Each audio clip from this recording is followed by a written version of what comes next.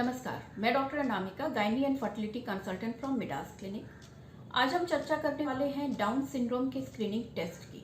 Down syndrome क्या है, इसकी स्क्रीनिंग कैसे करते हैं और इसे करना क्यों जरूरी है। डाउन सिंड्रोम एक क्रोमोजोमल डिसऑर्डर है जिसमें कि नॉर्मल क्रोमोजोम मेकअप जो एक ह्यूमन बीइंग में मिलता है दैट इज 46 क्रोमोजोम और 23 पेयर्स ऑफ क्रोमोजोम, जिसमें से एक पेयर माता की तरफ से आता है और दूसरा पेयर पिता की तरफ से आता है। इन दोनों के मिलने से बच्चे का कंप्लीट क्रोमोजोम मेकअप जो कि 46 क्रोमोजोम का है वो बनता है। इस प्रक्रिया में कहीं भी कोई त्रुटि आ जाए तो 21 क्रोमोजोम पे पेयर्स की जगह पे ट्रिपलेट्स बन जाते हैं, जिसे हम ट्राइजोमी 21 या डाउन सिंड्रोम कहते हैं। तो इसका क्लिनिकल इम्प्लीकेशन क्या है? अगर ट्राइजोमी 21 या डाउन सिंड्रोम बच्चे को है तो उससे क्या परेशानी होगी। इस तरह के बच्चे नॉर्मल नहीं होते हैं, वो स्पेशल चाइल्ड होते हैं, उनकी स्पेशल नीड्स होती है, मेंटल सबनॉर्मलिटी होती है, लर्निंग एबिलिटीज कम होती है और साथ में कुछ कंजेनाइटल एबनॉर्मलिटीज जैसे कंजेनाइटल कार्डियक डिफेक्ट, दिल की बीमारियां, आंतों में कोई परेशानी और फिजिकल अपीयरेंस नॉर्मल बच्चों से अलग, इस तरह की समस्या होती है। डाउन सिंड्रोम का कोई भी इलाज पॉसिबल नहीं है, उनको सिर्फ स्पेशल केयर देके, स्पेशल अटेंशन देके नॉर्मल पॉपुलेशन के साथ कंधे से कंधा मिला के चलने के लायक बनाने की कोशिश की जाती है। तो इतना हम समझ सकते हैं कि डाउन सिंड्रोम के बच्चों की लाइफ डिफ़िकल्ट होती है, उनकी पेरेंट्स के लिए भी ये एक लाइबिलिटी और डिफ़िकल्टी होती है। और अगर हम इसके इंसिडेंस की बात करें तो भारत में प्रति 700 बच्चों में एक बच्चे को डाउन सिंड्रोम होता है। माता की उम्र से अगर हम इसका इंसिडेंस देखें तो विथ एज ऑफ मदर इसका इंसिडेंस बढ़ता चला जाता है, इसलिए इसकी यूनिवर्सल स्क्रीनिंग जरूरी है। अब बात करेंगे कि इसकी स्क्रीनिंग हमें करनी कैसे है। जब भी गर्भावस्था के दौरान आप अपने डॉक्टर के पास विजिट के लिए जाएंगे तो 11 to 14 वीक की प्रेगनेंसी के पीरियड में वो आपको कुछ टेस्ट प्रिस्क्राइब करेंगे, जिसमें एक अल्ट्रासाउंड होगा जिसे हम NT-NB स्कैन कहते हैं और साथ में एक ब्लड टेस्ट जिसे हम डबल मार्कर कहते हैं। इन दोनों टेस्ट को जब आप साथ में करते हैं तो ऑलमोस्ट 80 to 85% श्योरिटी हो जाती है कि बच्चे को डाउन सिंड्रोम की समस्या नहीं होगी।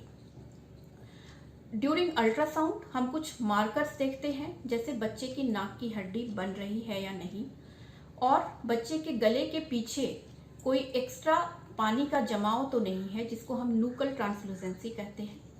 साथ में कुछ और पैरामीटर्स जैसे बच्चे का एक ब्लड फ्लो, डक्टस वेनोसस का ब्लड फ्लो सही है या नहीं, ट्राइकस्पिड में ब्लड फ्लो सही है या नहीं।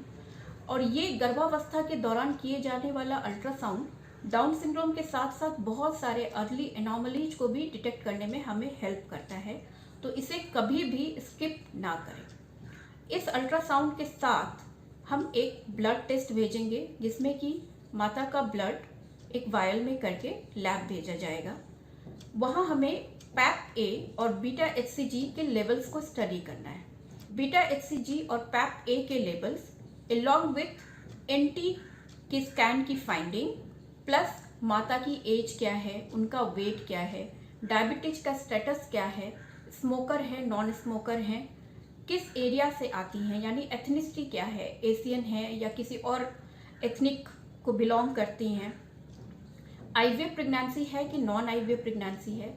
ये सारे पैरामीटर्स को एक साथ कंक्लूड करके हम एक रिस्क फैक्टर डिटरमाइन करते हैं बच्चे के लिए कि ये low risk pregnancy for Down syndrome है या high risk pregnancy for Down syndrome है। अगर ये प्रेगनेंसी लो रिस्क आती है तो हम बहुत ही सुकून के साथ आगे की प्रेगनेंसी में रूटीन चेकअप्स कर सकते हैं। उसके बाद जो स्क्रीनिंग का टाइम होता है वो होता है 18 to 20 वीक्स का टाइम, जिस वक्त आपकी एक अल्ट्रासाउंड जिसमें कि कुछ soft markers for Down syndrome देखा जा सकता है अलॉन्ग विथ और quadruple marker test. Quadruple marker test और फर्स्ट ट्राइमेस्टर स्क्रीनिंग अगर दोनों ही कर दी जाए किसी बच्चे की तो ऑलमोस्ट 95% श्योरिटी होती है कि डाउन सिंड्रोम की आशंका नहीं है। अब बात आती है कि हमने स्क्रीनिंग टेस्ट तो कर ली, अगर स्क्रीनिंग टेस्ट हमें हाई रिस्क की ओर संकेत दे रहा है तो हमें आगे कैसे बढ़ना है। अगर आपकी स्क्रीनिंग टेस्ट में हाई रिस्क आता है तो हमें इन्वेजिव या नॉन इन्वेजिव टेस्टिंग करनी होती है, जो कंफर्मेटरी टेस्ट हो। नॉन इन्वेजिव टेस्टिंग में एक NIPT ब्लड टेस्ट है जिसको नॉन इन्वेजिव प्रीनैटल टेस्टिंग कहते हैं। इस टेस्ट में माँ का ब्लड लैब में भेजते हैं और इसका प्रिंसिपल ये है कि जब भी माँ के गर्भ में बच्चा आता है तो माँ और बच्चे के बीच में ब्लड वेसल्स का कनेक्शन होता है थ्रू प्लेसेंटा। माँ के धमनियों में या ब्लड वेसल्स में भी बच्चे का DNA मिलता है जिसको हम सेल फ्री DNA कहते हैं। तो हम माँ का ब्लड लेंगे, उसमें से बच्चे का सेल फ्री DNA कल्चर करेंगे और स्टडी करेंगे कि बच्चे में डाउन सिंड्रोम होने की आशंका है कि नहीं। आपको एक नॉन इन्वेजिव तरीके से ऑलमोस्ट 99% श्योरिटी देता है कि बच्चे को डाउन सिंड्रोम नहीं है। अब बात करते हैं इन्वेजिव टेस्टिंग की।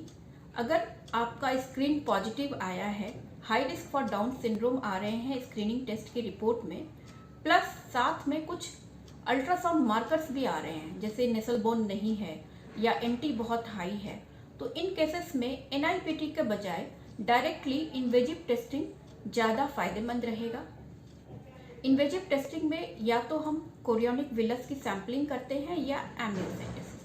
कोरियोनिक विलस की सैम्पलिंग बिलो 14 वीक और 14 वीक से ज़्यादा की प्रेगनेंसी है तो एमनियोसेंटेसिस यानी बच्चे के आसपास के पानी को सुई द्वारा निकालेंगे और लैब में उसकी स्टडी करके देखेंगे कि अनुवांशिक बीमारियां, डाउन सिंड्रोम या किसी और तरह के सिंड्रोम की आशंका है या नहीं।